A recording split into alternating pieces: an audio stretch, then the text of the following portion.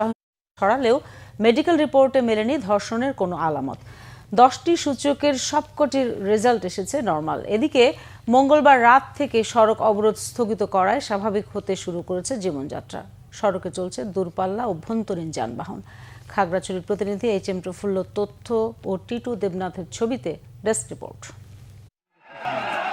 খাগড়াছড়িতে কথিত ধর্ষণের ঘটনার প্রতিবাদে যুগ্ম ছাত্র জনতার ব্যানারে আন্দোলন ও সহিংসতায় নিহত হন 3 পাহাড়ি। সেনাবাহিনী ও পুলিশ সহ আহত হন অন্তত অর্ধশতাধিক মানুষ। দিন যাওয়ার সাথে সাথে ফুটে উঠতে শুরু করেছে সহিংসতার চিত্র। জেলা সদরের স্বনির্ভর মহাজনপাড়া ও গুইমারা সহ অর্ধশতাধিক দোকানে চালানো হয়েছে ভাঙচুর, বাড়িঘরে দেয়া হয়েছে আগুন। শনিবার পাহাড়ি সন্ত্রাসীরা শনিবার বাজার আমাদের হিন্দু এবং মুসলিমদের 13টা দোকান লুটপাট করে নিয়ে গেছে। আমরা একদম নিঃস্ব হয়ে গেছি। এত উগ্রবাদী এত সন্ত্রাসী ওরা, আমরা কখনো কল্পনা করতে পারি না যে এরা আমাদের এই দোকানগুলো এভাবে ভাঙচুর করে। ঘর বাড়ি সব পুড়ে গেছে, মানে সব কিছু, শুধু একটা কাপড় নিয়ে বেড়েছি আর বাচ্চা দুটা নিয়ে বেড়েছে, আর কিছু নাই। যে সম্পদগুলো নষ্ট হয়ে গেছে এই সম্পদগুলো কে দেবে আমাদেরকে?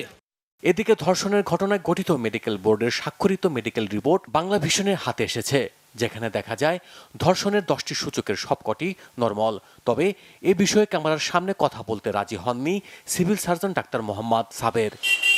অন্যদিকে অনির্দিষ্টকালের জন্য ঢাকা সড়ক অবরোধ আগামী 5 অক্টোবর পর্যন্ত স্থগিত করায় স্বাভাবিক হতে শুরু করেছে ব্যবসা বাণিজ্য সহ সড়কের যান চলাচল। একটা দোকানদারের 1 লক্ষ টাকা লস হয়েছে, 50,000 টাকা লস হয়েছে। বিশেষ করে আমার নিজেরই লস হয়েছে লাখানিক টাকার মতো।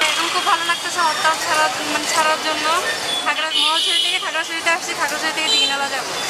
কথিত ধর্ষণ ও মিথ্যা ইস্যুতে সহিংসতা ছড়ানোর সঠিক তদন্তের মাধ্যমে অপরাধীদের আইনের আওতায় আনার দাবি জানিয়েছেন জনপ্রতিনিধি ও বাঙালিদের আঞ্চলিক সংগঠনগুলো। একটা মিথ্যা ইয়ের উপরে দাঁড়িয়ে তিনজন লোকের প্রাণ গেল এবং অনেক লোক হাসপাতালে আছে এবং অনেক ব্যবসায়িক ভাইয়েরা আপনার সর্বশান্ত হয়েছে। পাহাড়ে এই একটি সশস্ত্র গ্রুপ আছে ইউপিডিএফ, যারা সবসময় পাহাড়টাকে অশান্ত করার জন্য বিভিন্ন ইস্যু তৈরি করে।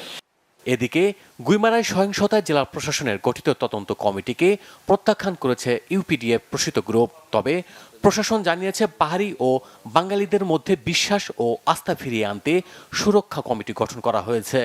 গতকালকে রাত 11টা থেকে অবরোধ প্রত্যাহার করা হয়েছে, যানবাহন চলাচল শুরু হয়েছে। আশা করি আমরা আজকের পরেই 140 ব্যাপারে সিদ্ধান্ত নিতে পারবো। সবাইকে আইনের প্রতি শ্রদ্ধাশীল হওয়ার আহ্বান জানিয়েছেন খাগড়াছড়ি রিজন কমান্ডার। ভয়ের কোনো কারণ নেই, কারণ সবকিছু প্রমাণ সাপেক্ষে হয়। তো প্রমাণের মাধ্যমেই আমাদের বিজ্ঞ আদালত ডিসিশন দিয়ে দিবে। তারপরে এখানে পুলিশ প্রশাসন আছে, তারা তাদের ডিসিশন দিয়ে দিবে।